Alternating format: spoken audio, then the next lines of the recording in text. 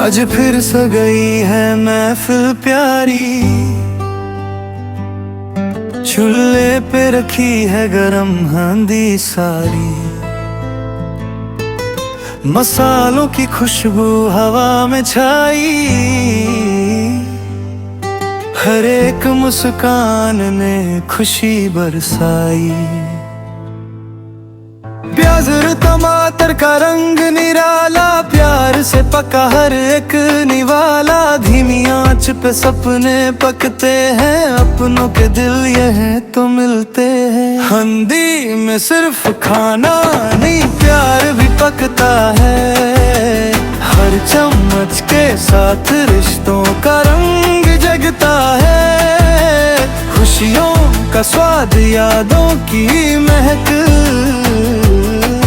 हंडी का हर निवाला दिल को कर बहके। दादी की रेसिपी, माँ का अंदाज, हर बाइटे में छुपा बचपन का राज। दोस्त जब साथ बैठकर खाते हैं, सारे गम पल भर में जाते। हरी मिर्च, धनिया और गरम मसाला, हर खुशबू लगती है कितनी निराला। रोटी के साथ जब हंडी सजती है, हर शाम एक नई कहानी बनती है। ना दौलत की बात, ना शोहरत का नाम, साथ बैठना ही सबसे बड़ा इनाम। एक ही थाली, एक ही प्याला, इसी में छुपा है रिश्तों का उजला। दिल से बनाओ, दिल से खिलाओ, हर मेहमान को अपना बनाओ। मोहब्बत का स्वाद कभी कम ना हो, हर घर की हंडी हमेशा गरम रहे।